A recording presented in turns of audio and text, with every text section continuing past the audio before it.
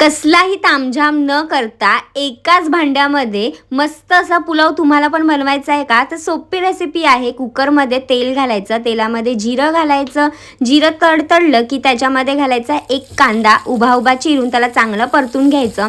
त्यामध्ये एक टोमॅटो घालायचा बारीक चिरून. कांदा चांगला फ्राय झाल्यावरती टोमॅटोला पण चांगलं फ्राय करायचं. मग काही सुके मसाले जसं की लाल तिखट, शाही बिर्याणी मसाला, हळद, धणेपूड, गरम मसाला आणि हे सगळं घालून चांगलं मिक्स झाल्यावरती एक वाटीभर दही घालायचं आणि हे सगळं छान मिक्स करायचं. आणि मग काही भाज्या घालायच्या. भाज्यांमध्ये मी इथे घेतलाय फ्लावर, गाजर, फरसबी, मटार आणि बटाटे. मोठ्या मोठ्याच फोडी करायच्या आणि सगळ्या भाज्या ह्या व्यवस्थित परतून झाल्यावर चवीनुसार मीठ घालायचं, चिरलेली फ्रेश कोथिंबीर घालायची. आणि मी 1 कप बासमती तांदूळ 1 कप पाण्यामध्येच भिजत घातला होता, तोही ह्यात ॲड करते.